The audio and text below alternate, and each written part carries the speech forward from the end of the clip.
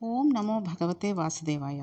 నిన్న మనం గరుత్మంతుడు పెద్దవాడవుతూ కద్రువు యొక్క పిల్లల్ని రోజు అక్కడికి ఇక్కడికి తెప్పడం, వాళ్ళు చెప్పినట్టుగా వినడం చేస్తూ, ఇటువంటి దాస్యం ఎందుకుండాలి నాకు అమ్మకి, ఈ దాస్యం పోవాలంటే ఏం చేయాలి అని కద్రువు పిల్లల్ని అడగడం, వాళ్ళ అమృతం తీసుకొచ్చి రమ్మనమని చెప్పడం. ఆ అమృతాన్ని కనుక తీసుకుని వచ్చినట్టయితే తల్లిని దాస్యం నుంచి విడిపించగలను అని అతను సంతోషంగా అనుకోవడం దగ్గర ఆగాం.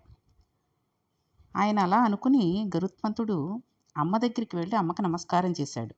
ఇక్కడ అమ్మ అనే మాట దగ్గర ఉండే వైభవాన్ని ఆవిష్కరిస్తున్నారు నన్నయ్య గారు. అమ్మా అమ్మ నీ దాస్యం విడిపించేస్తానమ్మా, పాములు అమృతం అడిగారు, నేను అమృతం తేవడానికి బయలుదేరుతున్నాను అన్నాడు. ఆవిడ, నాన్న జాగ్రత్తగా వెళ్ళొచ్చేయి అని అనలేదు. అమ్మ మనసు అని ఒకటి ఉంటుంది కదండి, ఆ మాట అమ్మ తప్ప లోకంలో ఇంకెవ్వరూ అనలేరు. ఆవిడంది, నాన్న నా ఆయుర్దాయం కూడా పోసుకుని నువ్వు బతకరా అంటుంది. త్రికరణ శుద్ధిగా ఆ మాట అనేది అమ్మ ఒక్కతే. నోటితో కూడా పిల్లాడికి సంబంధించి అమంగళం ఉచ్చరించదు తల్లి. అమ్మ ఎప్పుడూ బిడ్డడి మంగళాన్నే ఆపేక్షిస్తూనే ఉంటుంది. బిడ్డల వృద్ధిని కోరుకుంటూనే ఉంటుంది. వేళపట్టున కడుపు నిండా తింటున్నాడా లేదా, వాడు సుఖంగా ఉన్నా బాగా నిద్రపోతున్నాడా అని అమ్మ ఆలోచిస్తూ ఉంటుంది. అమ్మ అంటేనే ఆ లక్షణం ఉంటుంది కదండి. గరుత్మంతుడు వెళ్ళి అమ్మకి నమస్కారం చేసి, అమ్మా నేను అమృతం తీసుకురావడానికి వెడుతున్నాను అన్నాడు. చూడండి, మనం చాలామంది ఇళ్లలో చూస్తూనే ఉంటాం. ఎక్కడో ఉంటాడు ఆ పిల్లవాడు. అంటే ఏ అమెరికాలోనో, ఆస్ట్రేలియాలోనో ఉన్న వాళ్ళతోటి కాకపోయినా, మన దేశంలోనే బెంగుళూరులోనో, మద్రాసులోనో, లేకపోతే బాంబేలోనో ఎక్కడోనో ఉన్నాడనుకోండి, ఫోన్ చేస్తాడు. ఇంకా పెళ్ళవ్వలేదు వాడికి. పెళ్ళి అయినా కూడా తల్లి అలాగే అడుగుతుందండోయ్. తండ్రికి ఫోన్ చేశాడనుకోండి, ఈ లేకపోతే తల్లికే ఫోన్ చేసినా ఈ లోపల తండ్రి తీసి మాట్లాడుతున్నాడు అనుకోండి, తండ్రి ఏమని అడుగుతాడు? ఏం చేస్తున్నావురా, జీతం అది పడిందా, అన్నీ ఇచ్చేయడాలు అవి ఇచ్చేసావా, మిగిలిందంతా బ్యాంకులో వేసేసావా అంటాడు. అన్నగారు ఫోన్ చేశాడని చెల్లెలు తీసిందనుకోండి, అన్నయ్య వచ్చేటప్పుడు నాకేం తెస్తున్నావు అంటుంది. తమ్ముడు కానీ అలాగే అంటాడు. అయితే తల్లి తీసిందనుకోండి మాట్లాడుతూ, ముఖ్యంగా ఏమంటుంది? అమ్మ భోంచేసావా నాన్న, ఇవాళ మధ్యాహ్నం ఏం తిన్నావురా, కడుపు నిండా తింటున్నావా, అసలు తినబుద్ధేస్తోందా, అక్కడ వండుకోగలుగుతున్నావా అను. లేకపోతే భార్య చేసింది నచ్చుతోందా నాన్న, లేకపోతే చెప్పు ఎలా చేయాలో రాసి పంపిస్తాను, ఆ రకంగా చేస్తుంది. వేళపట్టం తిని శుభ్రంగా కంటి నిండా నిద్రపో నాన్న అంటుంది. ఎందుకంటుంది? ఆ వచ్చిన డబ్బు, వాడి సుఖం, వాడు ఎంత ఖర్చు పెడుతున్నాడు, ఎన్నిసార్లు హోటల్లో తింటున్నాడు, ఇవన్నీ లెక్కుండదు ఆవిడికి. ఆ డబ్బు ఎంతొచ్చినా, వాడు ఎంత కష్టపడుతున్నా, ఏం చేస్తున్నా, వేళకి తింటున్నాడో లేదో, ఆరోగ్యంగా ఉంటున్నాడో లేదో, అక్కర్లేని ఆలోచనలు అన్నీ చేస్తూ కూర్చున్నాడో ఏంటో అని బెంగపెట్టేసుకుంటూ ఉంటుంది తల్లి. అందుకనే తల్లికి అంత పెద్ద స్థానాన్నిచ్చారు మనకి. కాబట్టి ఇక్కడ గరుత్మంతుడు అమ్మకి నమస్కారం చేసి, అమ్మ నేను అమృతం తీసుకురావడానికి వెడుతున్నాను అన్నాడు. అమ్మ ఆశీర్వచనం చేసింది. ఇంద్రుడితో పోరాడి అమృత భాండం తీసుకురావడం అంటే సామాన్యమనే విషయం కాదు. వాళ్ళ అస్త్రాలు శస్త్రాలను ప్రయోగిస్తారు. పిల్లవాడి శరీరం ఎక్కడ సొక్కిపోతుందోనని అమ్మ మనసును చూపిస్తున్నారు నన్నయ్య గారు. ఎందుకనండి ఇంద్రుడితోటి పోరాడడం ఎందుకు వస్తుంది? ప్రస్తుతం అమృతం ఇంద్రుడి దగ్గర ఉంది. కాబట్టి ఆ అమృతం కావాలంటే ఇంద్రుడితో పోరాడాలి. కాబట్టి ఆశీర్వచనం చేస్తూ ఆవిడంది, వాయువు సంతతము నీ రెక్కలను కాపాడుగాక, చంద్రుడు నీ వీపును పృష్ఠభాగమును రక్షించుగాక, అగ్ని నీ శిరస్సును రక్షించుగాక, సూర్యుడు నీ శరీరమునంతటినీ రక్షించుగాక అంది. అమ్మ పెట్టిన రక్ష ఏది ఉందో అది సాక్షాత్తు పరబ్రహ్మం చేసిన ఆశీర్వచనమేనండి. మహాభారతంలో ప్రతి చోట ధర్మ సూక్ష్మం ఉంటుంది. మనం అందరం కూడా గమనించవలసిన విషయం ఉంటుంది ఇక్కడ. నాలుక తడబడింది అని ఒక మాట అంటూ ఉంటారు. భగవంతుని అనుగ్రహం ఉంటే నోటి వెంట రావలసిన మాట వస్తుంది. భగవంతుని అనుగ్రహం లేకపోతే ఆ సమయానికి పలకవలసిన పలుకు విస్మృతిని పొందుతూ ఉంటుంది. వాళ్ళు మాకు అమృతం తెచ్చి ఇయ్యి అన్నారు, అంతే తప్పితే నీవు మాతో అమృతం తాగించు అని ఉంటే కథ ఇంకోలా ఉండేది. వాళ్ళు అమృతం తాగే వరకు కూడా దానికి సంబంధించిన కర్తవ్యాన్ని అంతటినీ తలకెత్తుకోవాల్సిన పూచి అప్పుడు గరుత్మంతుడి మీదే ఉండేది. నువ్వు మాకు అమృతం తెచ్చివ్వు అన్నారు, అంతవరకే. ఇవ్వడానికి తాగడానికి చాలా భేదం ఉంది కదండి. వాళ్ళు దానిని తాగడానికి, ఆ ఇచ్చిన దానిని రక్షించుకోవడానికి మధ్యలో పూచి వాళ్ళ మీదకే వెళ్ళిపోయింది. అక్కడ వాళ్ళు నిలబెట్టుకోలేకపోయారు. ఇది ఈశ్వరుడు ముందే సంకల్పం చేసి ఉంచిన విషయం. కాబట్టి అమృతం తీసుకొచ్చి ఇచ్చిన తర్వాత గరుత్మంతుడి బాధ్యత ఏమీ లేదు కదండి. కాబట్టి ఇప్పుడు గరుత్మంతుడు తల్లి దగ్గరికి వెళ్ళి నమస్కారం చేశాడు. తల్లి ఆశీర్వచనం చేసింది. ఆశీర్వచనం అనేది ప్రేమతో నోటి వెంట వెలువడే వాక్కు. ఆ వాక్కుకి శక్తి ఉంటుంది. వచ్చిన మాట ఏమి ఉన్నదో దానికి ఒక శక్తి ఉంటుంది. మంగళప్రదమైన రోజున చేయవలసిన పని చేయడంలో మంగళాలు ఆవహించి ఉంటాయి. ఏ పని ఎలా చేయాలి, ఏ పనిని ఎలా చేయడంలో వచ్చే కించిత్ దోషం కూడా ఎంత దూరం వెడుతుందన్న దానిని మహాభారతం పరాకు లేకుండా వివరణ చేస్తూ ఉంటుంది. కాబట్టి మనం ఆశీర్వదించేటప్పుడు కూడా చాలా జాగ్రత్తగా ఆశీర్వదించాలి. ఆ వచ్చిన మనిషి ఎ ఎవరు? ఎవరు మనల్ని నమస్కారం చేస్తున్నారు అనేది కూడా ఆలోచించుకోవాలి. అంటే తల్లి, బిడ్డ ఆశీర్వచనం అది వేరు. చూడండి, చాలామంది పెళ్ళయిన తర్వాత అందరికీ నమస్కారం పెడుతూ ఉంటారు. శీఘ్రమే సుపుత్ర ప్రాప్తిరస్తు అంటారు సర్వసాధారణంగా. ఒక్కొక్కసారి పెళ్లి కాని పిల్లలు పెట్టారనుకోండి, శీఘ్రమే వివాహ ప్రాప్తిరస్తు, కళ్యాణ ప్రాప్తిరస్తు అంటూ ఉంటారు. అన్నప్పుడు వీళ్ళు వెంటనే పిచ్చ వెటకారంతోటి అప్పుడేంటి నాకంటే చాలామంది ఇంకా లైన్‌లో ఉన్నారు, వాళ్ళందరికీ అవ్వని ఇప్పుడు నాకు కంగారేమొచ్చింది అనేసి వెటకారంగా తీసి పడేస్తే, ఈ ఆశీర్వదించిన వాళ్ళ మనసు కనక కాస్త ఆహ్, చిన్నబుచ్చుకుందనుకోండి, చివుక్కుమనిపించిందనుకోండి, ఆ ఆశీర్వచనం చేసినందుకు ఏదైనా ఒక ఎక్కడో మనసులో మూలలో ఇంతలా దీవిస్తే వీడు ఇప్పుడేమిటని నన్ను వెటకారం చేస్తున్నాడా? సరే ఎప్పటికవుతుందో చూద్దాంలే వీడి పెళ్ళి అనుకున్నాడే అనుకోండి. ఆ పెళ్ళి అవ్వడానికి భగవంతుడు అడ్డంకులు వేస్తూనే ఉంటాడు. అలాగే ఈ రోజుల్లో చాలామంది ఏంటంటే పెళ్ళయిన తర్వాత పెళ్ళిళ్ళు చేసుకుంటున్నారు. చేసుకున్న తర్వాత శీఘ్రమే సుపుత్ర ప్రాప్తిరస్తు అని ఓ ఏడాది ఆగుతారేమో అనుకుని అప్పటికి తల్లిదండ్రులు ఆలోచించే ఓ ఏడాది అయిన తర్వాతే ఆశీర్వదిస్తున్నారు. వాళ్ళు గూడా భయం భయంగానే. అయినా గూడా ఇప్పుడే ఏంటమ్మా ఇంకో 5, 6 ఏళ్ళు అవ్వని. మాకంటే ఇంకా నా వయసుకి ఇంకా పెళ్ళిళ్ళు కాని వాళ్ళే ఉన్నారు బోలెడుమంది. అప్పుడే పిల్లలంటావేంటి?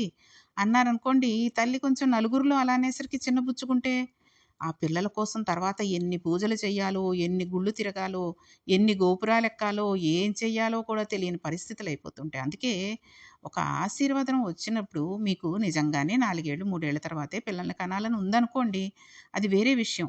నవ్వేసి ఊరుకోండి. లేకపోతే సైలెంట్‌గా ఉండండి. అంతేగాని ఎదురు సమాధానంగా అదేమిటి ఆశీర్వచనం అప్పుడే పిల్లలంటారేంటి అని గాని, అప్పుడే పెళ్ళంటారేంటి అని గాని, ఎవ్వరి దగ్గర ఎటువంటి వాళ్ళు ఆశీర్వదించినా మాట్లాడకూడదు. ఆ ఆశీర్వచనం చేసిన వాళ్ళ మనస్సు బాధపడితే మన జీవితాలు గల్లంతులైపోతూ ఉంటాయి. కాబట్టి ఎవరి దగ్గర ఎలా ఆశీర్వదించాలి, ఎవరి ఆశీర్వచనం మనం ఏ విధంగా తీసుకోవాలి అనేది మహాభారతం మనకి పరాకు లేకుండా వివరణ చేస్తూ ఉంటుంది. కాబట్టి ఇటువంటివన్నీ కూడా మనం ముఖ్యంగా మహాభారతం, రామాయణం, శివపురాణం, భారతం ఇలాంటి వాటిల్లో మహాభారతంలో కూడా చాలా విషయాలు చెప్పారండి ఇలాంటివే. కాబట్టి ఆలోచించుకుని ప్రతీదీ కూడా మనకి ఏమని చెప్పారు? ఈ రకంగా అనచ్చా? అనకూడదా? ప్రతీదీ పురాణాలని మనం ఆదర్శంగా తీసుకుని మాట్లాడాల్సొస్తుంది. కాబట్టి ఇప్పుడు ఆయనన్నాడు, "అమ్మా నేను నీకు నమస్కరించాను. నీవు నాకు ఆశీర్వచనం చేశావు. నేను వెళ్ళి అమృతాన్ని తీసుకొని వస్తాను. కానీ తల్లి నాకు చాలా ఆకలిగా ఉంది. ఆకలితో ఉన్నవాడికి దృష్టి సరిగా నిలబడదు. పైగా దేవతలతో యుద్ధం చేసేటప్పుడు ఒంటికి ఉండవలసినది బలం. బలం ఉండాలి. మనసుకి జవ ఉండాలి. ఈ రెండూ నిలబడాలి అంటే నీరసం రాకుండా ఉండాలి. నీరసం రాకుండా ఉండాలి అంటే కడుపు నిండా తిని ఉండాలి. నువ్వు అమ్మవి కదా! అందుకని అన్నం గురించి అడిగితే నిన్ను అడగాలి. అమ్మా నాకు కడుపు నిండా తినాలని ఉంది. నాకు ఆహారం ఎక్కడ దొరుకుతుందమ్మా అని అడిగాడు.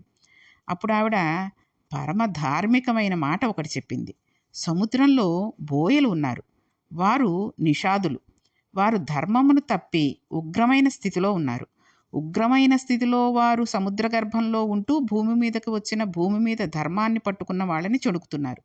సముద్ర గర్భంలో ఉన్న ఆ నిషాదుల సంఖ్య అపరిమితం. ఆ సముద్రంలో ఉన్న వాళ్ళని ఒక్క క్షణంలో తినేయి అంది. లెక్క పెట్టలేనంత సంఖ్యలో గల నిషాదులను ఆయన ఎంతసేపట్లో తింటాడో ఆమెకి తెలుసు. అందుకని ఆ రకంగా చెప్పింది. కాబట్టి వినత క్షణమునందు తిను అని చెప్పింది. ఆహారమునందు లౌల్యము అని ఒకటి ఉంటుంది. అంటే ఇష్టము అని ఉంటుంది. చూడండి, మనకిష్టమైన వస్తువు ఒక పదార్థాన్ని కనుక ఇంట్లో చేశారే అనుకోండి, లేకపోతే బయటికెళ్ళినప్పుడే ఏదో తిన్నాం అనుకోండి, అది వెంటనే గబగబా మింగేయం మనం. చాలా ఆస్వాదిస్తూ, నెమ్మదిగా నములుతూ తింటూ ఉంటాం. ఇప్పుడు ఏదో అక్కర్లేదండి. ఏ టమాటా పప్పో, దోసకాయ పప్పో ఉంది. చాలా ఇష్టంగా ఇష్టమైన పదార్థంగా తినాలి అనుకుంటే దాన్ని అలా తింటారు. లేదు రోజు ఇంట్లో అన్నం తింటున్నాం, ఇప్పుడు ఫంక్షన్‌కి వెళ్ళాం, కాస్త ఆ పలావులు అవి ఏవో మషాలాల వాసనలు వస్తున్నాయి చూద్దామని, పన్నీర్ కూరలని చేస్తూ ఉంటారు కదండీ! అవి చాలా సావకాశంగా తింటూ ఉంటారు కొంతమంది. దాన్నే లౌల్యము అంటారు. అంటే అనుభవిస్తూ తినడం, ఆస్వాదిస్తూ తినడం.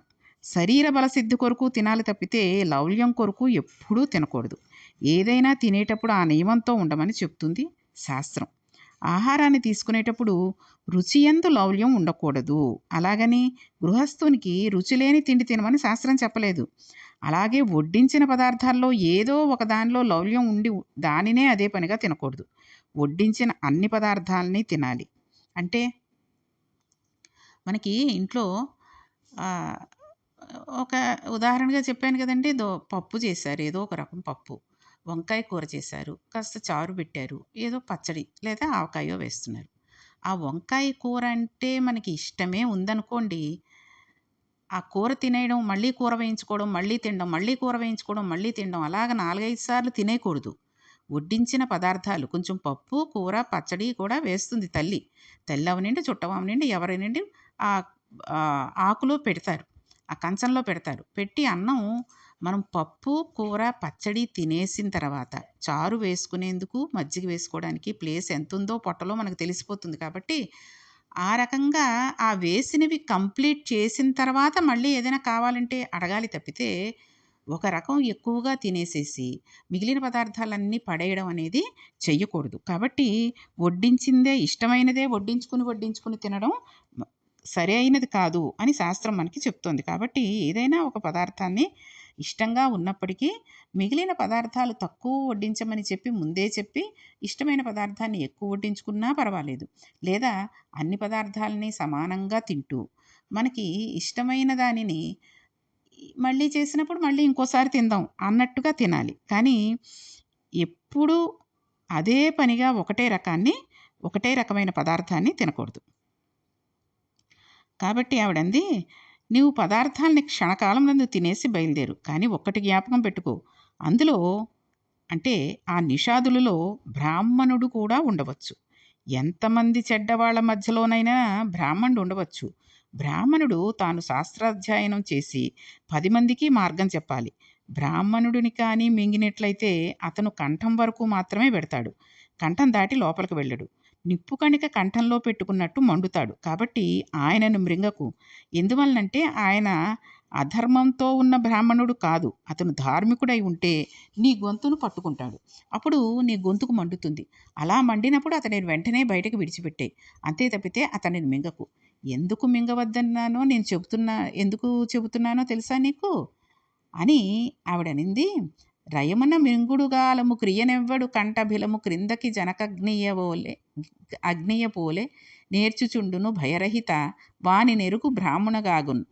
కోపితుండైన విప్రుండు ఘోరశస్త్రమగు మహావిషమగు అగ్నియగు అతండ అర్చితుండైన జనులకు అభిమతార్థ సిద్ధికరుడగు గరుడగు చేయు ప్రీతి. కంఠంలోకి వెళ్లకుండా నిప్పుకణిలా ఉన్నటువంటి వాడు బ్రాహ్మణుడు. మింగితే ఆయన కోపం వస్తుంది. పరమధార్మికుడైన బ్రాహ్మణుడికి కానీ కోపం వచ్చిందంటే ఆయన నోటి వెంట కోపంతో కూడిన వాక్కు వస్తుంది. బ్రాహ్మణుడు పరమధార్మికుడైన వాడు, శాస్త్రాన్ని చదువుకుని ధార్మికమైన జీవితాన్ని గడుపుతున్న వాడికి కోపం వస్తే ఆయనే శస్త్రం అయిపోతాడు. అస్త్రం వేరు, శస్త్రం వేరు కదండీ! శస్త్రం మనం మన బలంతో గుచ్చవలసి ఉంటుంది. ఒక కత్తి ఉన్నట్లయితే అది పెట్టి శత్రువుని నరుకుతారు. ఒక గొడ్డలి ఉన్నట్లయితే అది పెట్టి ప్రహారం చేస్తారు. బ్రహ్మాస్త్రం ఉన్నట్లయితే దానిని ఒక గడ్డి పరక మీద అభిమంత్రించి విడిచిపెట్టేస్తారు.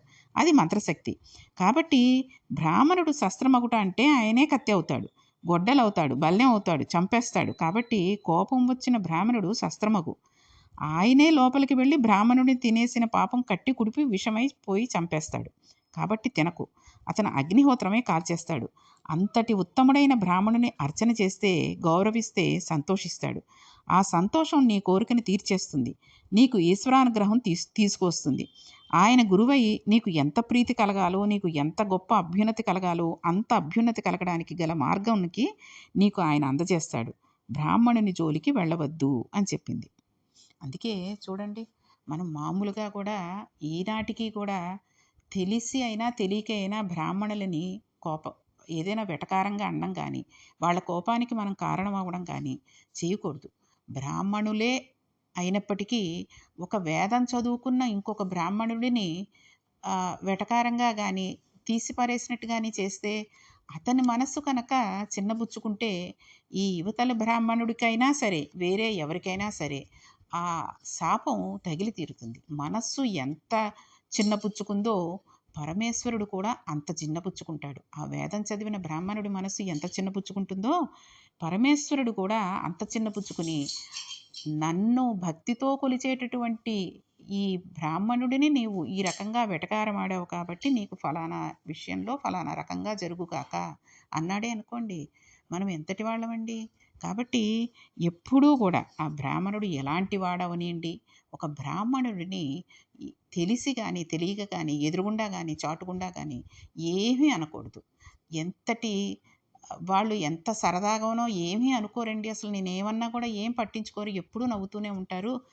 చాలా ఫ్రెండ్లీగా ఉంటాము అన్నా సరే, ఒక బ్రాహ్మణులని బ్రాహ్మణ యువత అవనియండి, యువకుడు అవనియండి, స్త్రీ అవనియండి, పురుషుడు అవనియండి ఏమీ అనకూడదు. కాబట్టి వాళ్ళని ఎంత పూజిస్తే భగవంతుడు అంత సంతోషిస్తాడు. ఈ రకంగా వినత చెప్పేసరికి గరుత్మంతుడు, అమ్మా నువ్వు చెప్పిన మాట నేను దృష్టిలో పెట్టుకుంటాను, తప్పకుండా అలాగే చేస్తాను అన్నాడు. వెంటనే బయలుదేరి ఆయన సముద్ర గర్భం దగ్గరికి వెళ్ళాడు. నిషాదులందరినీ కూడా తన నోటి సంపుటములతో పట్టుకుని ఒక్కసారి లోపలికి మింగేశాడు. ఇందులో ఆవిడ చెప్పినట్టుగానే ఒక బ్రాహ్మణుడు ఉన్నాడు. తల్లి పరాకు చెప్పడం ఎంత మంచిదైందో చూడండి. ఆయన నిప్పు కణిక అడ్డుపట్టట్టుగా అడ్డుపట్టాడు. వెంటనే గరుత్మంతుడు గుర్తించి తన సంపుటంలో తెరిచి బ్రాహ్మణుడితో, మీరు లోపలికి వెళ్ళవలసిన అవసరం లేదు, నేను మిమ్మల్ని మింగడం లేదు, కాబట్టి మీరు బయటికి వచ్చేసేయండి అన్నాడు. అప్పుడు లోపల నుంచి బ్రాహ్మణుడు మాట్లాడాడు. ఏమని? ఆయన అన్నాడు, నేను బ్రాహ్మణుడిని, లోపల ఉన్నాను. నువ్వు నన్ను పైకి రమ్మని అడుగుతున్నావు. నేను వచ్చేస్తాను, కానీ ఇప్పుడు నేను పైకి రాను. నీతో ఒక విషయం చెప్పాలి అనుకుంటున్నాను. నా భార్య ఒక బోయవనిత ఉంది. ఆమెను విడిచి నేను ఒక్కడిని పైకి రాకూడదు కదా. అటువంటప్పుడు ఇప్పుడు నన్ను ఒక్కడినే రమ్మంటావా, లేక నా భార్యతో రమ్మంటావా? యశస్సు కోరుకునేవాడా, ఆలోచించి చెప్పు అన్నాడు. అప్పుడు గరుత్మంతుడు అన్నాడు, బోయలు అపవిత్రంగా ఉన్నారు, అధార్మికంగా ఉన్నారని కదా నేను వాళ్ళని మింగేశాను. అపవిత్రులైన పవిత్రులైన వారితో కలిసి ఉన్నవారు ఎప్పటికో అప్పటికి పవిత్రులై తీరుతారు. ఇది శాస్త్రంలో ఉన్న రహస్యం. ఉత్తర క్షణం పోయేవి కొన్ని ఉంటాయి, మెల్లిమెల్లిగా పోయేవి కొన్ని ఉంటాయి. పవిత్రులను కూడిన అపవిత్రులు కూడా ఎప్పుడో అప్పటికి మారుతారు, వెంటనే మారకపోవచ్చు. ఇప్పుడు నీతో కూడి ఉన్న నీ భార్యను విడవమని నేను చెప్పను, కాబట్టి నీవు నీ భార్యతో బయటకు వచ్చేయి అన్నాడు. వెంటనే తన భార్యతో కలిసి బ్రాహ్మణుడు బయటపడిపోయాడు. బయటకు వచ్చిన బ్రాహ్మణుడు పరమ సంతోషాన్ని పొందాడు. బ్రాహ్మణుడు సంతోషం పొందడమే నీ కార్యం నడవడానికి హేతు అవుతుంది అని తల్లి వినత చెప్పింది కదండి. కాబట్టి ఇది ఇప్పుడు గరుత్మంతుడు తలపెట్టిన కార్యం నడిచిపోతుందనడానికి గుర్తు. గరుత్మంతుడు అమృతాపహరణం చేసేస్తాడు అనడానికి ఒక సంకేతం అన్నమాట. ఇప్పుడు ఆయన నిషాదులందరినీ తినేసి ఒకసారి పైకి ఎగిరాడు. ఆకలి తీరలేదు. అనంతమైన నిషాదులను తినడం వలన ఆయనకు ఆకలి తీరలేదు, ఇంకా ఆకలేస్తోంది. అర్ధాకలి మరీ దారుణంగా ఉంటుంది. ఆకలి కన్నా దారుణం అర్ధాకలి కదండి. మనకి కడుపు నిండా అన్నం పెట్టేవాళ్ళు ఎవరైనా దొరికితే కడుపు నిండా తినేసాం అనుకోండి, తృప్తిగా ఉంటుంది. ఏదో 4 రొట్టెలు తినేవాడికి ఒక రొట్టె పెట్టేసి సరిపెట్టేసుకో అంటే సగం ఆకలి తీరడం చాలా దారుణంగా ఉంటుంది పరిస్థితి. కాబట్టి ఇప్పుడు తన ఆకలి తీరే మార్గం ఏమిటో అడిగి తెలుసుకుందామని అక్కడికి దగ్గరలోనే ఉన్న తండ్రి అయిన కశ్యప ప్రజాపతి దగ్గరికి వెళ్ళాడు. వెళ్ళి కశ్యప ప్రజాపతిని అడిగాడు, అయ్యా నాకు ఆకలి వేస్తోంది, అమ్మని దాస్యం నుండి విడిపించమని నేను అమృతాపహరణానికి తేడానికని పెడుతున్నాను. నాకు ఆకలి తీరలేదు, కాబట్టి నేను తినడానికి ఇంకా పదార్థం ఎక్కడ ఉంటుందో, ఏది నేను తినవచ్చో చెప్పండి అని అడిగాడు.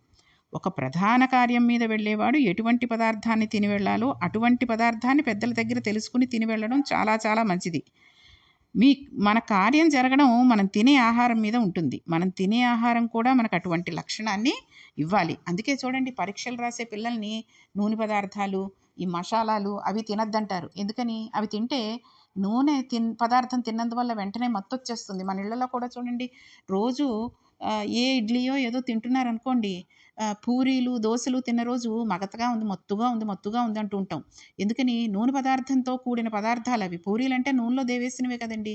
అటువంటివి తిన్నప్పుడు నిద్రొచ్చేస్తూ ఉంటుంది. అదే పిల్లలు ఈ మిరపకాయ బజ్జీలని, టిఫిన్‌లని అవి తింటూ ఉంటే చదువుకోవడానికి ఇంకా ఇంట్రెస్ట్ ఉంటుందని, అలాంటివేవో చేసి తల్లులు స్నాక్స్ అని పిల్లలొచ్చేసరికి ఏదో ఒకటి తింటే ఇంకా బలంగా చదువుకుంటాడేమో అనుకుని రకరకాల నూనె పదార్థాలు, మసాలా పదార్థాలు పెట్టారనుకోండి మర్నాడు పరీక్షలో వాడు నిద్రపోతాడు.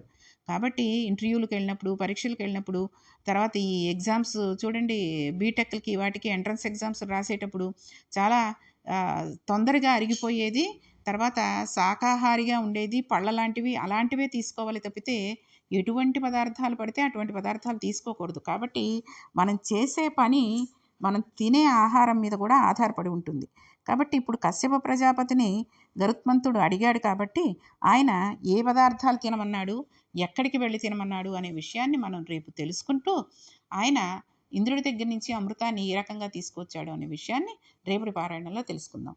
ఓం నమో భగవతే వాసుదేవాయ.